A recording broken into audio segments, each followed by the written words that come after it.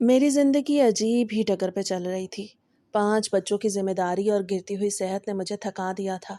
लेकिन मैं खुश थी कि मेरा शौहर अब बहुत ख़्याल रखने वाला हो गया था और मेरी बीमारी में मेरा साथ दे रहा था। मेरी कमज़ोरी को देखते हुए वो खुद बाज़ार से एक पालतू बकरी लाया था ताकि बच्चों को ताज़ा दूध मिल सके और मेरी सेहत भी बेहतर हो सके। लेकिन किसी को क्या मालूम था कि यही बकरी हमारे घर की बर्बादी का सबब बन जाएगी। रात का वक़्त था, घर के तमाम चिराग गुल हो चुके थे और बच्चे गहरी नींद सो रहे थे, जबकि मैं अपनी बीमारी की वजह से कई हफ्तों से शौहर के कमरे से दूर बच्चों के पास ही सोती थी। उस रात अचानक मेरी आंख खुली तो अजीब सी घबराहट महसूस हुई और कमरे में हबस की वजह से मेरा दम घुटने लगा। तो मैंने सोचा कि बाहर सहन में जाके ताज़ा हवा लेती हूँ।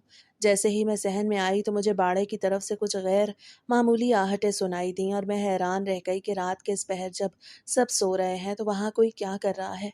पहले मुझे लगा शायद मेरा वहम है, लेकिन फिर एक जोरदार दस्तक और किसी के दबे पांव चलने की आवाज़ आई तो मेरा दिल किसी अनजाने खौफ से डूबने लगा। मुझे लगा शायद कोई चोर घर में दाखिल हो चुका है, क्योंकि अख्तर भी आज घर में मौजूद नहीं था। गांव में अक्सर मवेशी चोरी होने की वारदातें होती रहती थीं, इसलिए मुझे फौरन ही अपनी बकरी का ख्याल आया। मैंने हिम्मत जमा की और दीवार का सहारा लेते हुए दबे पांव बाड़े की तरफ बढ़ना शुरू कर दिया। बाड़े के कबाड़ थोड़े खुले हुए थे और अंदर से एक हल्की सी रोशनी बाहर आ रही थी। मैंने लरसते हाथों से दरवाजे की दर्ज में आंख रखी। अंदर का मंजर देख के मुझे लगा जैसे मेरा पूरा वजूद पत्थर का हो गया है और मेरी आंखें वो देख रही थीं जिसका तसव्वुर कोई इंसान भी नहीं कर सकता। अंदर के मंजर ने मेरी रूह तक को छलनी कर दिया, क्योंकि वहाँ मेरी माँ मेरे सामने बैठी थी और इंतहाई नाराज़ नज़रों से मुझे देख रही थी, क्योंकि मैंने उसे फ़ोन करके बताया था कि मैं एक बार फिर से उम्मीद से हूँ। यही खबर सुन के वो दूसरे गांव से भागी चली आई ताकि मुझसे अपनी नाराज़गी का इजहार कर सके, और अब वो उस समय फटी जा रही थी। माँ ने मुझे घूरते हुए कहा, रशीदा, मैंने तुझे कितनी बार कहा है कि अपनी सेहत का ख्याल कर, क्योंकि तेरे पहले ही 4 बच्चे पैदा हो चुके हैं, और क्या इन 4 बेटियों से तेरी ख्वाहिश पूरी नहीं हुई जो तू एक बार फिर से उम्मीद से हो गई। पिछली बार भी तुझे डॉक्टर ने सख्ती से मना किया था और कितनी बातें सुनाई थी कि तेरे जिस्म में पहले ही खून की बहुत कमी है, और अब एक बार फिर जब तू हमल की तकलीफ उठाएगी तो तेरी हड्डियों का क्या हाल होगा। माँ का गुस्सा अपनी जगह जायज़ था, क्योंकि वो जानती थी कि हमारे घर के हालात क्या हैं। वो मुसलसल कहे जा रही थी कि तेरे पास तो सही से 2 वक्त की रोटी नहीं है और इन बच्चों को पढ़ाने के लिए पैसे नहीं है। तू जो बुनियादी ज़रूरतों से भी महरूम है, वो फिर एक नई जान को इस दुनिया में लाने का क्यों सोच रही है। माँ की बातें सुन के मेरी आंखों में आंसू आ गए, क्योंकि सच तो ये था कि ये सब मेरी अपनी मर्जी से नहीं हो रहा था। असलम को बेटे की शदीद तमन्ना थी और हर बार यही कहता कि इस बार अल्लाह ज़रूर बेटा देगा जो हमारे बुढ़ापे का सहारा बनेगा। मैंने माँ को बताने की कोशिश की कि माँ, मैं क्या करूँ। असलम मानते ही नहीं है। वो कहते हैं औलाद तो अल्लाह की देन है और अल्लाह ही उनका रिस्क भी देगा। माँ ने तड़प के कहा कि रिस्क तो अल्लाह देगा, लेकिन क्या अल्लाह ने अकल इस्तेमाल करने से मना किया है?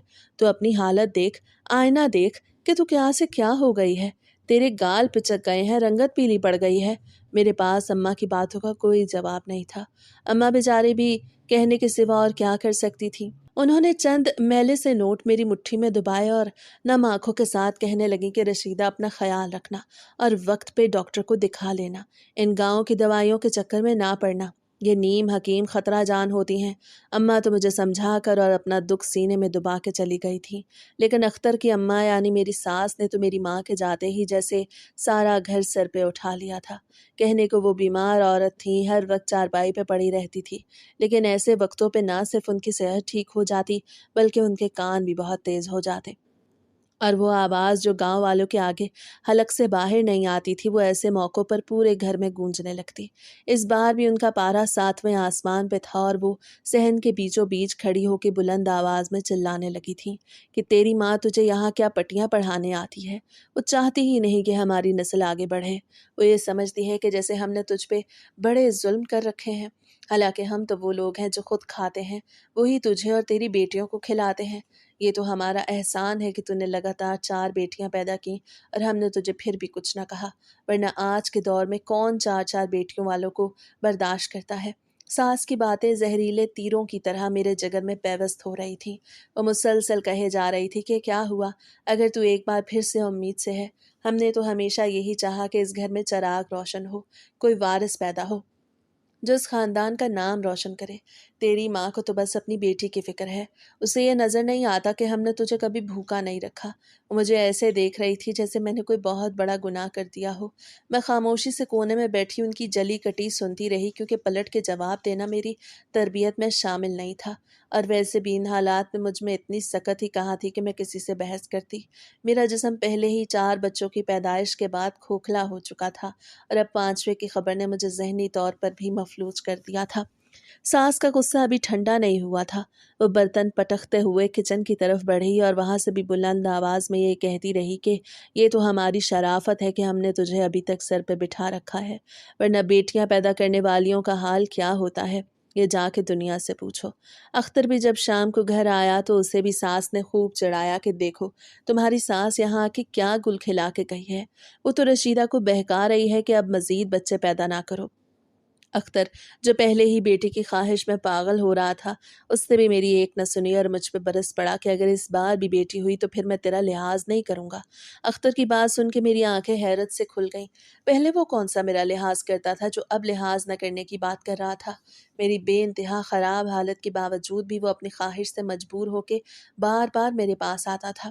اس نے نہ کبھی میری صحت کی فکر کی، نہ ہی میری نیند کا خیال۔ اسے بس بیٹے کی تمنا تھی جس کے لیے وہ کسی بھی حد تک جانے کو تیار ہو جاتا۔ میری ساس اور شوہر دونوں کو ہی یہ لگتا تھا کہ میں صرف ایک مشین ہوں جس کا کام صرف بیٹا پیدا کرنا ہے۔ اسی شور شرابے اور تانوں کے بیچ میری طبیعت مزید بگڑنے لگی۔ مجھے ہر وقت چکر آتے اور بھوک بالکل ختم ہو گئی۔ ساس کو جب لگتا کہ میں کام سے جی چرا رہی ہوں تو وہ اور زیادہ طنز کرتی کہ ہم نے بھی بچے پیدا کیے ہیں، ہم تو آخری دن تک کھیتوں میں کام کرتی تھیں، یہ آج کل کی لڑکیاں تو ذرا سی تکلیف میں نڈھال ہو جاتی ہیں۔ وہ میری کمزوری کا مذاق اڑاتی اور میری ماں کو کوستی رہتی کہ اس نے اپنی بیٹی کو ناز و نام میں پالا ہے، اسی لیے اسے یہاں کی سختیاں برداشت نہیں ہو رہی۔ گھر کا ماحول اتنا زہریلا ہو چکا تھا کہ مجھے اپنے ہی وجود سے گھن آنے لگی تھی۔ میں سوچتی تھی کیا واقعی میں اتنی بڑی بوجھ ہوں؟ کیا میری بیٹیوں کا وجود اس گھر کے لیے اتنی بڑی نحوست ہے کہ ہر بات پہ ان کا ذکر تانے کے طور پہ کیا جاتا ہے؟ دن اسی کشمکش اور ذہنی اذیت میں گزر رہے تھے۔ ایک طرف میرا گرتا ہوا جسم تھا اور دوسری طرف ساس کے وہ چپتے ہوئے الفاظ جو ختم ہونے کا نام نہیں لے رہے تھے۔ وہ بار بار یہی کہتی تھی کہ یہ ہمارا احسان ہے کہ تو اس گھر میں بیٹھی ہے، ورنہ تیرے جیسے کتنی ہی عورتیں اپنے میکے کی خان چھان رہی ہوتی ہیں۔ اس گھر میں میری حیثیت ایک خادمہ سے بھی کم ہو گئی تھی، جہاں میری صحت سے زیادہ ایک ہونے والے وارث کی اہمیت تھی، اور یہ سوچ سوچ کے میری جان ہلکان ہو رہی تھی کہ اگر بیٹے کے بجائے بیٹی پیدا ہو گئی تو کیا ہوگا۔ ساس نے پھر اپنی مرضی سے دائی کو بلوا کے چیک اپ کروایا تھا اور دائی نے کہا کہ سب کچھ ٹھیک ہے، آپ کی بہو بس بلا وجہ ہی گھبرا رہی ہے۔ پھر دائی میرے ساس کے سامنے ہی مجھ سے کہنے لگی، تو نے تو پہلے ہی 4 بیٹیوں کی لائن لگا رکھی ہے، پھر تو کیوں نئی دلہنوں کی طرح خوف زدہ ہو رہی ہے؟ تجھے اچھی طرح معلوم ہے بچہ کیسے پیدا ہوتا ہے، اس لیے ڈرنے کی ضرورت نہیں۔ اور گھر کے کام کاج میں دل لگا، بستر توڑتی رہے گی تو طبیعت خراب ہی ہوگی۔ دائی کے جانے کے بعد تو ساس نے میرا سانس لینا بھی محال کر دیا تھا۔ وہ ہر وقت مجھ سے گھر کے بھاری کام کرواتی اور اگر تھکن یا کمزوری سے میری طبیعت ذرا بھی خراب ہوتی تو وہ فوراً دائی کی کہی گئی باتیں اختر کے سامنے دہرا دیتی کہ دیکھو دائی تو کہہ رہی ہے کہ یہ بالکل بھلی چنگی ہے اور صرف کام سے جی چرانے کے لیے بستر توڑ رہی ہے۔ ساس کی زبان کینچی کی طرح چلتی اور وہ کہتی کہ ہم نے بھی تو بچے جنے ہیں، کیا کبھی ایسے نخرے کیے تھے جو یہ آج کل کی لڑکیاں کرتی ہیں؟ اختر بھی اپنی ماں کی باتوں میں آ کے مجھ پہ برس پڑتا۔ اسے میری پیلی رنگت اور اندر دھسی ہوئی آنکھوں میں چھپی تکلیف نظر نہ آتی۔ ایسے ہی اذیت ناک دن گزرتے چلے گئے اور جب زچگی کا وقت قریب آیا تو میری جان نکل گئی۔ میرا حال بہت برا تھا، درد کی لہریں میرے پورے وجود کو چیر رہی تھیں اور مجھے لگ رہا تھا کہ شاید یہ میری زندگی کی آخری رات ہے۔ دائی کو بلایا گیا لیکن جب اس نے میری حالت دیکھی تو اس کے ہاتھ پاؤں پھول گئے۔ وہ دائی جو پہلے بڑی بڑی باتیں کر رہی تھی کہ بہو ڈرامہ کر رہی ہے، اب وہی دائی آخری وقت پہ صاف کہہ گئی کہ میں یہ کیس نہیں کر سکتی، اس کے جسم میں خون کا ایک قطرہ بھی نہیں ہے۔ وہ اپنے ہاتھ جھاڑ کے پیچھے ہٹ گئی اور میرے سسرال والوں کے چہرے پر ہوائیاں اڑنے لگیں۔ اب اس کے سوا کوئی چارہ نہیں تھا کہ ہم قریبی ڈسپینسری جاتے جہاں وہی لیڈی ڈاکٹر بیٹھتی تھی جس نے پچھلی بار مجھے سختی سے اگلے بچے کے لیے منع کیا تھا۔ مجھے ایک پرانی چارپائی پہ ڈال کے جب وہاں لے جایا گیا تو ڈاکٹر صاحبہ مجھے دیکھتے ہی آگ بگولا ہو گئیں۔ انہوں نے غصے سے اختر اور ساس کی طرف دیکھا اور کہا، کیا تم لوگ اسے مارنے کے لیے یہاں لائے ہو؟ میں نے پچھلی بار ہی کہا تھا کہ اس کی جان کو خطرہ ہے۔ लेकिन तुम लोगों को सिर्फ अपने वारिस की फिक्र थी। अब देखो इसकी क्या हालत हो रही है। अभी पिछली बेटी को पैदा हुए 11 महीने बमुश्किल गुजरे हैं और ये नया बच्चा पैदा करने के लिए यहाँ आ गई। तुम लोगों को खुदा का खौफ होना चाहिए। डॉक्टर की बातें सुन के सास फिर भी अपनी हरकतों से बाज ना आई और कहने लगी कि डॉक्टर साहिबा, ये तो औरतों के काम है। गाँव की औरतें बहुत हिम्मत वाली होती हैं और ऐसे ही हर साल बच्चा पैदा करती हैं। आप बस दुआ करें कि अल्लाह वारिस दे दे। डॉक्टर ने झल्लाती हुई आवाज में कहा कि वारिस तो तब होगा ना जब माँ जिंदा रहेगी। उस वक्त माँ का बचना मोजा है। डॉक्टर ने हंगामी बुनियादों पर मुझे दाखिल तो कर लिया, लेकिन वो बार बार यही कह रही थी कि खून का इंतजाम करो वरना ये औरत नहीं बचेगी। अख्तर जो हमेशा पैसों का रोना रोता था, अब वो खामोश खड़ा था, क्योंकि उसे अपनी औलाद से ज्यादा अपनी जेब की फिक्र थी। डॉक्टर की डांट और मेरी जानलेवा चीखों ने अस्पताल के उस छोटे से कमरे में एक कोहराम मचा दिया। सास बाहर खड़ी तस्बीह पढ़ रही थी, लेकिन वो दुआ शायद मेरे लिए नहीं बल्कि उस बेटे के लिए थी जिसकी उसे बरसों से तमन्ना थी। मुझे ऐसा लग रहा था जैसे मौत का फरिश्ता मेरे सिरहाने खड़ा है और मेरी हड्डियां एक एक करके टूट रही हैं। खून की कमी की वजह से मेरा जिस्म सफ़ेद पड़ चुका था। डॉक्टर साहिबा बार बार अख्तर को बुला के कह रही थी कि अगर इसे कुछ हुआ तो मैं पुलिस को बुला लूंगी, क्योंकि ये सीधा सीधा कत्ल है। तुम लोगों ने इसकी सेहत का ख्याल नहीं रखा और इसे इस हाल तक पहुंचा दिया। अख्तर के माथे पर पसीना था, लेकिन उसके दिल में अब भी मेरे लिए कोई हमदर्दी नहीं थी। वो बस खामोशी से कॉरिडोर में टहल रहा था और मैं अंदर जिंदगी और मौत की जंग लड़ रही थी। वो घंटे मेरी जिंदगी के तवील तरीन घंटे थे, जहाँ एक तरफ सास की तंजिया बातें याद आ रही थीं और दूसरी तरफ अपनी माँ का वो चेहरा जो रो रो के मुझे समझाती थी कि रशीदा अपनी जान पे रहम कर। इस वक्त मुझे एहसास हो रहा था कि माँ सच्ची थी और ये ससुराल वाले सिर्फ अपनी ज़रूरत के पुजारी हैं। डॉक्टर साहिबा ने पूरी कोशिश की। उन्होंने खुद किसी को फ़ोन करके खून भी अरेंज किया और आखिरकार कई घंटों की जद्दोजहद के बाद एक बार फिर बेटी की पैदाइश हुई। जब ये खबर बाहर पहुंची तो सास का चेहरा जो पहले ही जर्द था अब काला पड़ गया और अख्तर ने तो जैसे वहां से मुंह ही मोड़ लिया। डॉक्टर ने आके कहा, मुबारक हो, बेटी हुई है, लेकिन माँ की हालत बहुत नाजुक है। उसे अभी बहुत देखभाल की ज़रूरत है। मगर सास के मुंह से एक लफ्ज़ ना निकला, बल्कि वो बड़बड़ाने लगी कि फिर वही बेटी, और अब इस मनहूस अस्पताल का खर्चा भी हम भरें। उस वक्त मुझे लगा कि शायद मेरी बेटी और मैं इनके लिए इंसान नहीं बल्कि सिर्फ एक बोझ हैं जिससे वो जल्द अज जल्द छुटकारा पाना चाहते हैं। मैं अस्पताल से घर आ गई थी। 2-3 दिन ऐसे ही गुजर गए थे। सास ने बिल्कुल खामोशी इख्तियार कर ली थी और अख्तर ने भी कुछ नहीं कहा था। लेकिन फिर अचानक ही अख्तर का रवैया बिल्कुल बदल गया। जब उसे देखा कि मेरी हालत ऐसी नहीं कि मैं बच्चे को दूध पिला सकूं, तो वो खुद ही कहने लगा कि मैं एक बकरी ले आता हूं ताकि कम से कम हम बच्चों को ताज़ा दूध तो पिला सकें। ये सुन के मैं हैरान रह गई। वो जिसे मेरी और मेरे बच्चियों के खाने की परवाह नहीं थी, वो मेरी बच्चियों के दूध के इंतज़ाम की बात कर रहा था। जब अख्तर ने मुझे हैरान और परेशान देखा तो धीमे से मुस्कुरा के कहने लगा, अरे मुझे तो तुम्हारी फिक्र है। तुम्हारी सेहत ऐसी नहीं कि तुम बच्ची का पेट भर सको और इसीलिए सारी रात रोती रहती है। फिर बड़ी बेटियां भी कमज़ोर हो रही हैं, कल को मुझे इनकी शादियां भी करनी है और तुम भी सेहतमंद रहोगी तो घर को संभाल सकोगी ना। अख्तर के लहजे की मिठास ने मुझे और भी हैरान कर दिया। फिर वो कहने लगा, तुम्हारी अम्मा ने तुम्हें जो पैसे दिए थे उसमें से कुछ पैसे मुझे दे दो और कुछ पैसे मैं उधार कर लूँगा। एक बकरी ले आऊँगा और उसे मुर्गियों के साथ ही रख लूँगा। पहले तो मैं खुश हो गई। देर से ही सही उसे मेरा और बच्चियों का ख्याल तो आया, लेकिन फिर धीरे धीरे मुझ पे हकीकत खुलने लगी। उसका असल मकसद क्या था?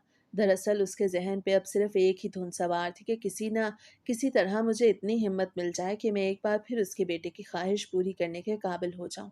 उसे डॉक्टर की तंबीह और मेरी गिरती हुई सेहत की कोई परवाह नहीं थी, बल्कि वो तो इस फिक्र में था कि अगर मैं बिस्तर से लगी रही तो अगला बच्चा कैसे पैदा होगा। इसी जनूनी ख्वाहिश के तहत वो ये बकरी खरीद के लाया था ताकि मुझे वो बेहतरीन खुराक दे सके जो किसी और सूरत में हमारे लिए मुमकिन नहीं थी। वो चाहता था मैं जल्दी से ठीक हो जाऊं और फिर से वो चक्कर शुरू हो सके जो मुझे मौत तक ले गया था। सास भी इसी वजह से खामोश थी, क्योंकि उसे भी पोते की शक्ल देखनी थी। कभी कभी तो मैं हैरान होती थी, मेरी सास औरत हो के इतनी बेरहम कैसे हो सकती है। उसका बस चलता तो वो मुझे तलाक दिलवा के अपने बेटे की दूसरी शादी भी करवा देती, लेकिन मेरी सास को अपनी इज्जत और साख की बड़ी परवाह थी। वो गांव में बदनाम नहीं होना चाहती थी, इसलिए अब तक मुझे बर्दाश्त कर रही थी। कुछ ऐसा ही हाल अख्तर का भी था। दुनिया के सामने वो एक अच्छा और मोहब्बत करने वाला शौहर था जिसने मुझे सर आंखों पे बिठा के रखा। कम से कम गांव वाले तो यही समझते थे कि वो मेरा और मेरी बेटियों का बहुत ख्याल रखता है। मगर हमारी चार दीवारी के अंदर की हकीकत सिर्फ मैं और मेरी बेटियां ही जानती थीं। बकरी के आने बाद कम से कम मेरे बच्चों को पीने के लिए दूध मिल रहा था और यही एक बात मेरे सुकून के लिए काफ़ी थी। अख्तर खुद रोज़ाना बड़ी पाबंदी से बकरी की देखभाल करता और उसे बेहतरीन चारा डालता ताकि उसका दूध गाढ़ा और ताकतवर हो। वो खुद दूध निकालता और एक बड़े ग्लास में भर के मेरे सिरहाने आ खड़ा होता और कहता, रशीदा, इसे पी लो ताकि तुम्हारे अंदर जान आए और तुम फिर से तंदुरुस्त हो जाओ।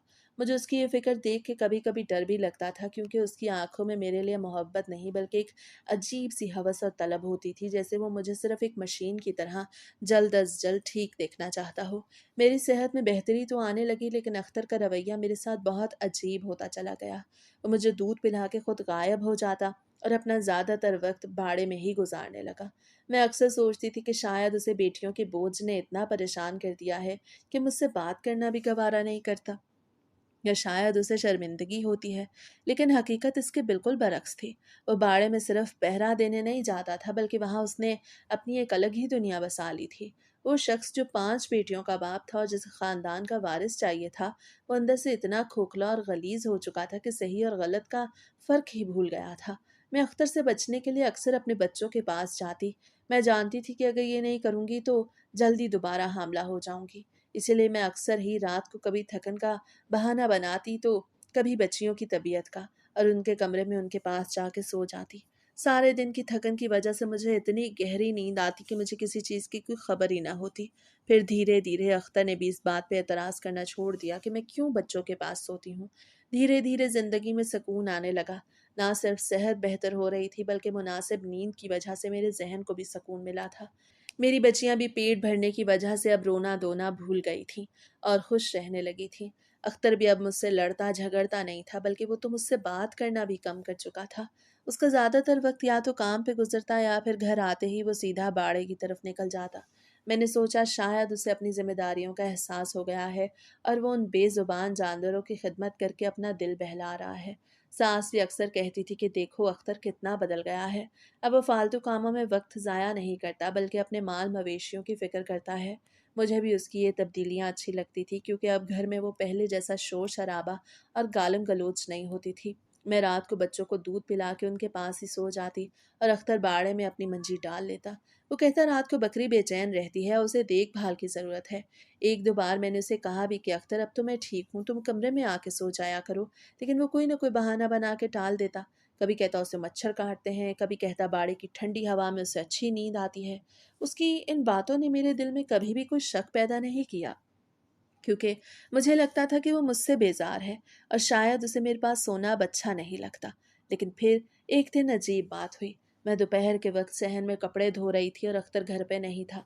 मैंने सोचा बकरी को पानी पिला दूं।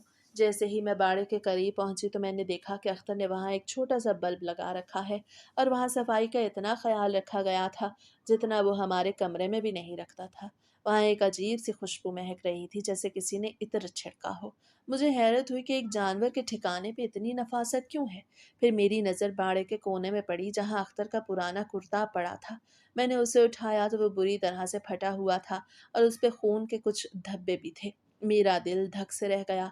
मैंने सोचा शायद बकरी ने उसे टक्कर मारी होगी या उसे कहीं चोट लगी होगी। लेकिन अख्तर ने तो कभी किसी ज़ख्म का ज़िक्र नहीं किया था। उस शाम जब वो घर आया तो मैंने उससे पूछा कि अख्तर, तुम्हारा वो कुर्ता कैसे फटा और ये खून कैसा है? अख्तर के चेहरे का रंग एकदम बदल गया और वो हकला के कहने लगा कि वो तो कांटों में फंस गया था, तुम अपनी फ़िक्र करो, मेरे कामों में टांग मत अड़ाया करो। उसके लहजे की तलखी ने मुझे खामोश तो कर दिया, लेकिन मेरे जहन में एक सवाल छोड़ दिया कि वो इतनी सी बात पे इतना परेशान क्यों हो गया था। उस दिन के बाद हालात पहले से भी ज़्यादा मशकूक होने लगे। अब अक्सर ऐसा होने लगा कि रात के वक्त अख्तर अकेला बाड़े में नहीं होता था, बल्कि वो अपने 2-3 दोस्तों को भी साथ ले आता। वो सब उस छोटे से बाड़े में ही महफिल सजा लेते और वहीं क़याम करते थे। रात को जब भी मेरी आँख खुलती तो मुझे वहाँ से मर्दों के हंसने और आपस में बातें करने की आवाज़ें सुनाई देती। पहले तो मुझे ये देख के तसल्ली होती कि चलो मेरा शौहर अकेला नहीं, उसके दोस्त साथ हैं तो बकरी की हिफाजत भी रहेगी और अख्तर का दिल भी लगा रहेगा। लेकिन इन बातों के साथ साथ अक्सर बकरी के दर्द से कराहने और बेचैन होकर मिनमिनाने की आवाज़ें भी आती थीं। वो आवाज़ें इतनी तकलीफदेह होती थीं कि मेरा दिल तड़प उठता था। कई बार मेरे जी में आया कि अभी बाहर जाऊं और देखूं कि आखिर उस बेजुबान के साथ क्या हो रहा है। لیکن پھر اختر کے دوستوں کا خیال کر کے میں رک جاتی، کیونکہ ہمارے گاؤں میں نامحرم مردوں سے پردے کا بہت سخت رواج تھا۔ میں سوچتی تھی اگر میں اس وقت باہر آ گئی تو اختر اسے اپنی توہین سمجھے گا، اور اس کے دوست کیا سوچیں گے کہ اس کی بیوی رات گئے مردوں کے بیچ آ گئی ہے۔ اسی پردے اور لحاظ کی آڑ میں وہ سب باڑے کے اندر وہ کھیل کھیلتے رہے جس کا مجھے گمان تک نہیں تھا۔ مجھے لگتا تھا وہ دوستوں کے ساتھ وقت گزاری کر رہا ہے، لیکن اصل میں وہ پردے کے پیچھے حیوانیت کا وہ بازار سجا رہا تھا جس نے ہمارے گھر کی برکت اور پاکیزگی کو ہمیشہ کے لیے ختم کر دیا تھا۔ میں اپنی بیٹیوں کو سینے سے لگائے اندر کمرے میں دبکی رہتی۔ کبھی مجھے نیند لگ جاتی اور کبھی بکری کی آواز بھی مجھے بے چین کر دیتی۔ یہ بھی ایک ایسی ہی رات تھی، مجھے بچوں کے پاس لیٹی تو مجھے نیند نہیں آ رہی تھی۔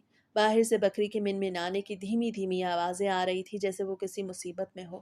میں نے ہمت جمع کی اور سوچا جا کے دیکھتی ہوں، شاید اسے پانی چاہیے ہو یا کوئی اور تکلیف ہو، کیونکہ آج اختر کے دوست نہیں آئے تھے اور وہ خود بھی شام سے گھر واپس نہیں لوٹا تھا۔ جیسے ہی میں صحن میں آئی تو دیکھا کہ باڑے کا دروازہ ہلکا سا کھلا تھا۔ مجھے فوراً خیال آیا کہ کہیں اختر کی غیر موجودگی میں کوئی چور تو نہیں آ گیا۔ میں نے فوراً دروازے کی درز میں آنکھ رکھی تو اندر کا منظر دیکھ کے میرے تن بدن میں آگ لگ گئی، اور مجھے لگا جیسے آسمان میرے سر پہ آ گرا ہے۔ وہاں وہ سب ہو رہا تھا جس کی توقع ایک جانور سے تو کی جا سکتی ہے لیکن ایک انسان سے نہیں۔ میرا وہ شوہر جو اپنی شرافت اور پارسائی کا ڈھونگ رچاتا تھا، وہ اس وقت گناہ کی اس دلدل میں ڈوبا ہوا تھا جہاں سے واپسی کا کوئی راستہ نہیں تھا۔ مجھے ایسے لگا جیسے وہ دودھ جو میرے بچوں کی رگوں میں دوڑ رہا تھا وہ زہر بن چکا ہے، اور وہ تمام ہمدردی جو اختر نے پچھلے کچھ عرصے سے دکھائی وہ صرف اپنی اس گندی ہوس کو پورے کرنے کا ایک ذریعہ تھی۔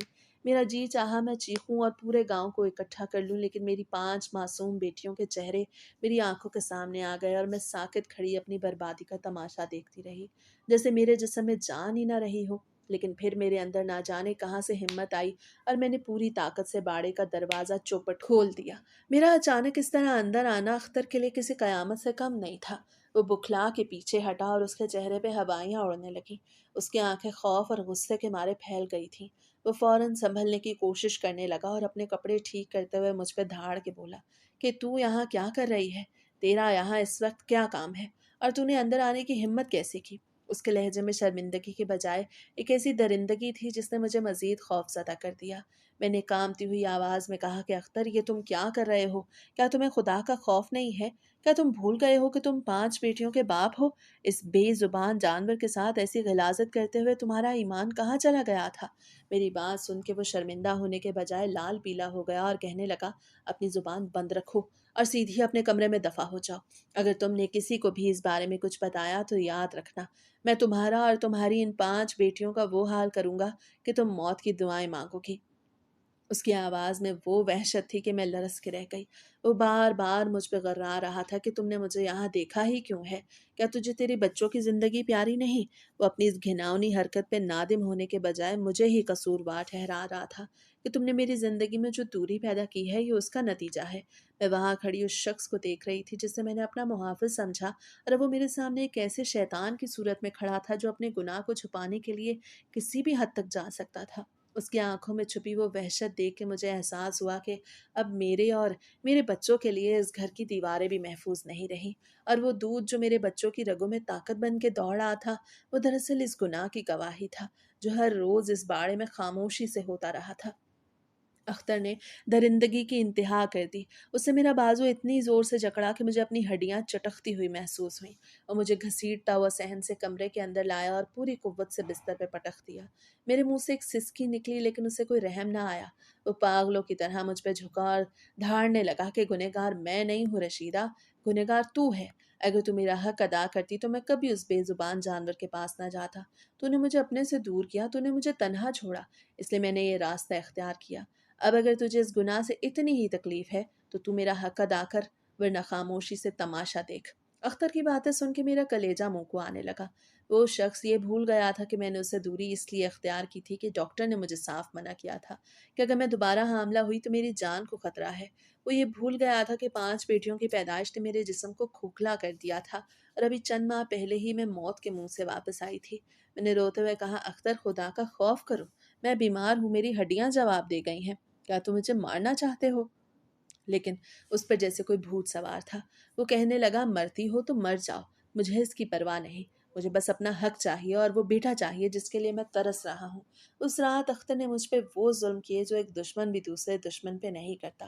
اسے میری بیماری، میری تکلیف، میری آہ بازاری کا ذرا برابر بھی خیال نہیں رکھا۔ وہ بار بار مجھے ڈراتا رہا کہ اگر میں نے مزاحمت کی تو وہ میری بیٹیوں کو گھر سے نکال دے گا یا انہیں کوئی نقصان پہنچائے گا۔ میں اپنے بچوں کی زندگی کی خاطر اس درندے کے سامنے ایک لاش بن کے پڑی رہی اور وہ اپنی ہوس پوری کرتا رہا۔ جب اس کا جی بھر گیا تو مجھے اسی حال میں چھوڑ کے باہر نکل گیا اور باڑے میں جا کے سو گیا۔ میں ساری رات اپنے زخموں اور اپنی قسمت پہ روتی رہی۔ مجھے سمجھ نہیں آ رہا تھا کہ میرا اس شخص سے کیسے بچوں جو میرا شوہر ہونے کے باوجود میرا سب سے بڑا دشمن بن چکا تھا۔ اگلی صبح ساس نے بھی میرے زخموں پہ نمک چھڑکا اور کہنے لگی، میاں بیوی کے جھگڑے تو ہوتے ہی رہتے ہیں، تو اسے زیادہ سر پہ نہ چڑھا اختر۔ اب اس کا روز کا معمول بن چکا تھا۔ وہ دن بھر مجھ سے کام کرواتا، رات کو مجھے اپنی ہوس کا نشانہ بناتا اور اگر میں ذرا بھی ہمت دکھاتی تو وہ فوراً اسی بکری کا ذکر کر دیتا کہ اگر میں نے اس کا کہا نہ مانا تو پھر وہ وہی کام شروع کر دے گا۔ میں ایک طرف اپنی صحت کھو رہی تھی، دوسری طرف ذہنی طور پہ مفلوج ہوتی جا رہی تھی۔ اختر کا ظلم بڑھتا ہی چلا گیا۔ وہ اب بات بات پہ مجھ پہ ہاتھ اٹھاتا اور میری بیٹیوں کے سامنے مجھے ذلیل کرتا۔ اسے لگتا تھا کہ میں اب کبھی اس کے چنگل سے نہیں نکل سکوں گی، لیکن وہ یہ بھول گیا تھا کہ جب ایک ماں کے صبر کا پیمانہ لبریز ہوتا ہے تو وہ چٹان بن جاتی ہے۔ اس گھر کی دیواریں میرے خون اور آنسوؤں کی گواہ تھیں۔ اختر کی درندگی نے مجھے اس حد تک پہنچا دیا تھا کہ اب مجھے اپنی جان کی نہیں بلکہ اپنی بیٹیوں کے مستقبل کی فکر کھائے جا رہی تھی۔ میں نے دل میں عہد کر لیا تھا کہ میں اب مزید یہ ظلم نہیں سہوں گی، چاہے مجھے اس کے لیے کوئی بھی قیمت چکانی پڑے۔ اختر نے جس حق کی بات کی تھی وہ حق نہیں بلکہ سراسر ظلم تھا، اور میں اس ظلم کے خلاف اٹھ کھڑی ہونے کے لیے پر تول رہی تھی۔ وہ مجھے جتنا دبانے کی کوشش کر رہا تھا، میرے اندر اتنی ہی ہمت پیدا ہو رہی تھی کہ میں اس جہنم سے نکل سکوں۔ لیکن اس سے پہلے کہ میں اپنی بیٹیوں کو لے کے وہاں سے نکلتی، میرے شوہر نے اپنے آپ کو پورے گاؤں میں نیک ثابت کر دیا۔ وہ مسجد میں پہلی صف میں نظر آتا اور ہر کسی کے لیے مدد کے لیے تیار رہتا۔ اسے اپنا امیج ایسا بنا لیا کہ ہر کوئی اس کی شرافت کی قسمیں کھاتا۔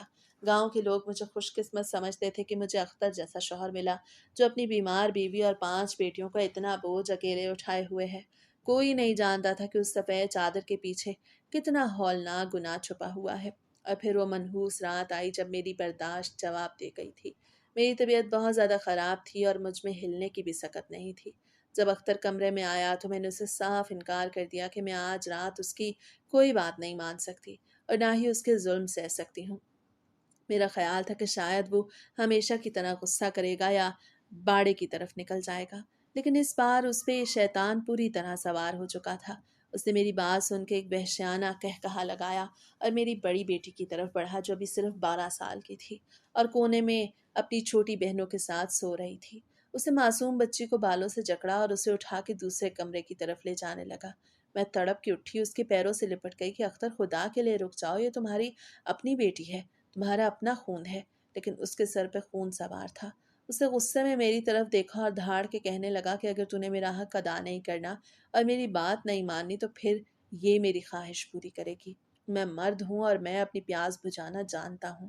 یہ الفاظ سن کے مجھے لگا جیسے میرے سر پہ آسمان ٹوٹ پڑا ہو اور زمین میرے پیروں سے نکل گئی ہو۔ اس کی آنکھوں میں وہ درندگی تھی جو میں نے اس رات باڑے میں دیکھی تھی۔ اب وہ ہوس اس بے زبان جانور سے نکل کے اپنی ہی اولاد تک پہنچ چکی تھی۔ میری روح تک کام گئی اور مجھے احساس ہوا کہ یہ شخص اب انسان نہیں رہا بلکہ ایک ایسا درندہ بن چکا ہے جو اپنی ہوس کی آگ میں اپنی ہی نسل کو جلانے پہ تل گیا ہے۔ وہ معصوم بچی خوف کے مارے چیخ بھی نہیں پا رہی تھی اور میں اپنی ممتا کی بے بسی پہ خون کے آنسو رو رہی تھی۔ اس لمحے میں نے جان لیا کہ اگر آج میں نے کچھ نہ کیا تو میری بیٹیوں کی زندگی اس جہنم میں راکھ ہو جائے گی۔ اختر مجھے دھمکیاں دے رہا تھا، وہ بار بار کہہ رہا تھا کہ تو نے مجھے مجبور کیا ہے، گنہگار تو ہے، اب اس گناہ کا بوجھ یہ بچی اٹھائے گی۔ میں نے اپنی تمام تر کمزوری کے باوجود دیوار سے لگی کلہاڑی کی طرف دیکھا۔ میرے پاس اب سوچنے کا وقت نہیں تھا کیونکہ وہ شیطان میری 12 سالہ کلی کو مسلنے کے لیے تیار تھا۔ میں نے تہیہ کر لیا تھا کہ اس سے پہلے کہ وہ میری بیٹی کی عزت پہ ہاتھ ڈالے میں اس کا وہ ہاتھ ہی کاٹ دوں گی۔ اس رات اس گھر میں شرافت کا جنازہ نکل چکا تھا۔ میں نے بنا سوچے سمجھے پوری قوت سے اس کے ہاتھ پہ وار کیا۔ اختر جھٹکے سے پیچھے ہوا جس کے نتیجے میں اس کا ہاتھ کٹ کے جدا تو نہ ہوا لیکن بہت گہرا زخم آیا اور خون فوارے کی طرح بہنے لگا۔ اسے درد سے تڑپ کے میری بیٹی کو چھوڑ دیا۔ میں نے فوراً اپنی بچی کو گھسیٹ کے اپنے سینے سے لگا لیا۔ اس کی چیخو پکار اتنی بلند تھی کہ نہ صرف میری سانس ہڑبڑا کے اٹھ بیٹھی بلکہ آس پڑوس سے بھی لوگ دیواریں پھلانگ کے ہمارے صحن میں جمع ہو گئے۔ ہر کوئی اختر کی یہ حالت دیکھ کر اور میرے ہاتھ میں کلہاڑی تھامے غصے سے بھرا چہرہ دیکھ کر حیران رہ گیا، لیکن اس سے پہلے کہ میں اپنی زبان کھولتی اختر نے درندگی کی ایک نئی چال چل دی۔ وہ زمین پہ تڑپتے ہوئے چلانے لگا کہ دیکھو لوگو، یہ عورت کتنی بد کردار ہے۔ اس کی 12 سالہ بیٹی کا گاؤں کے کسی لڑکے کے ساتھ چکر تھا۔ وہ لڑکا آج رات ہمارے گھر میں گھسا ہوا تھا۔ میں اپنی عزت کی حفاظت کے لیے اسے پکڑنے گیا تو اس لڑکے نے میرے ہاتھ پہ وار کیا اور بھاگ گیا، اور اب یہ ماں بیٹی مل کے مجھ پہ الزام لگا رہی ہیں تاکہ اپنی گندگی چھپا سکیں۔ اختر کے الفاظ سن کے میرے پاؤں تلے سے زمین نکل گئی۔ میں گاؤں والوں کو بتانا چاہتی تھی کہ یہ شخص کتنا غلیظ ہے، یہ اپنی ہی بیٹی کے ساتھ کیا سلوک کرنے والا تھا۔ میں پکار پکار کے کہنا چاہتی تھی کہ اصل درندہ یہ خود ہے، لیکن کسی نے میری ایک نہ سنی۔ لوگ تو جیسے پہلے ہی ہماری بدنامی کے منتظر تھے۔ وہ سب اختر کی حالت پہ افسوس کرنے لگے اور مجھے اور میری معصوم بچی کو نفرت بھری نظروں سے دیکھنے لگے۔ ساس نے بھی موقع پا کے بلند آواز میں رونا شروع کر دیا کہ میں نے تو پہلے ہی کہا تھا یہ ماں بیٹی اس گھر کو ڈبو دیں گی۔ گاؤں والے اختر کی خدمت کرنے لگے اور مجھے ملامت کرنے لگے۔ مجھے اندازہ ہو گیا تھا کہ اس مردوں کے معاشرے میں ایک عورت کی سچائی کی کوئی اوقات نہیں، خاص کر تب جب مرد نے پہلے ہی شرافت کا لبادہ اوڑھ رکھا ہو۔ میں جان گئی کہ اب یہاں رکنا خودکشی کے برابر ہے، کیونکہ اب گاؤں والے مجھے اور میری بیٹی کو جینے نہیں دیں گے۔ اس رات جب سب اختر کی پٹی کرنے اور باتیں بنانے میں مصروف تھے، میں نے خاموشی سے اپنی 5 بیٹیوں کو اکٹھا کیا اور اندھیرے کا فائدہ اٹھاتے ہوئے اس گھر سے نکل گئی۔ میرے پاس نہ کوئی سامان تھا، نہ کوئی منزل، لیکن میرے دل میں یہ یقین تھا کہ اس جہنم سے نکلنا ضروری ہے جہاں باپ ہی اپنی بیٹی کا دشمن بن چکا ہو۔ ہم کالی رات کے سائے میں گاؤں کی سرحد پار کر رہے تھے۔ پیچھے سے لوگوں کے تانے اور اختر کی جھوٹی کہانیوں کا شور سنائی دے رہا تھا، لیکن مجھے اب اس کی پرواہ نہیں تھی۔ میں اپنی بیٹیوں کی عزت بچا کے نکل آئی اور یہی میری سب سے بڑی فتح تھی۔ ہم نے اس رات ایک لمبا سفر طے کیا اور اپنے میکے پہنچ گئی۔ میں نے ٹھان لیا کہ اب میں اپنی بیٹیوں کے لیے باپ بھی بنوں گی اور محافظ بھی، اور اختر جیسے درندوں کو کبھی اپنی زندگی میں جھانکنے کا موقع بھی نہیں دوں گی۔ میرے ماں باپ نے کھلے دل سے میرا استقبال کیا تھا۔ میں نے انہیں رو رو کے ساری حقیقت بتا دی تھی، جس کے بعد میرے باپ نے فوراً میری بیٹیوں کو اپنی پناہ میں لے کر محفوظ بنا دیا تھا اور مجھے یقین دلایا تھا کہ وہ ہر قدم پہ میرے ساتھ ہیں۔ انہوں نے گاؤں کے دوسرے آدمیوں کی طرح عزت کے نام پہ مجھے اور میری بیٹیوں کو پرایا نہیں کیا تھا۔ میری بدنامی کی خبریں میرے میکے کے گاؤں تک بھی پہنچ گئی تھیں، لیکن میرے باپ نے میری خاطر سب سے جھگڑے کیے، ہر تانا دینے والے کا منہ بند کر دیا۔ بالآخر انہوں نے میری بیٹیوں کو اسکول میں داخلہ دلوایا اور ہمیں عزت سے جینے کا موقع دیا۔ میں نے بھی ہمت نہ ہاری اور اپنے پیروں پہ کھڑی ہونے کے لیے سلائی کڑھائی کا کام شروع کر دیا۔ وقت کسی کے لیے نہیں رکتا اور دیکھتے ہی دیکھتے کئی سال گزر گئے۔ اب تو لوگ بھی ماضی کی باتوں کو بھول چکے ہیں اور میں نے بھی کبھی پلٹ کر اختر یا اس کے گھر والوں کی طرف نہیں دیکھا۔ میری بیٹیاں اب جوان ہو رہی ہیں اور میں ان کی تعلیم و تربیت میں مگن ہوں۔ پھر ایک دن ہمارے اس پرانے گاؤں سے ایک عورت کپڑے سلوانے میرے پاس آئی۔ مجھے پہلے سے جانتی تھی اور میری اچھی سلائی کا سن کے خود میرے گھر کا پتہ پوچھتی ہوئی آ گئی۔ میں نے اس کے کپڑے لیے تو وہ خود ہی باتوں باتوں میں کہنے لگی، رشیدہ، اختر کا بہت برا حال ہے، وہ اس وقت موت کے منہ میں ہے اور دن گن رہا ہے، ہو سکے تو اسے معاف کر دینا، کیونکہ اب تو پورے گاؤں کو پتہ چل گیا ہے کہ تم اور تمہاری بچیاں بے گناہ تھیں۔ اس کی بات سن کے میں حیران رہ گئی کہ اتنے سالوں بعد گاؤں والوں کو سچ کا پتہ کیسے چلا۔ پھر اس عورت نے مجھے اختر کی اس ہولناک بیماری کے بارے میں بتایا جسے بکری سے ملاپ کی وجہ سے لگی تھی۔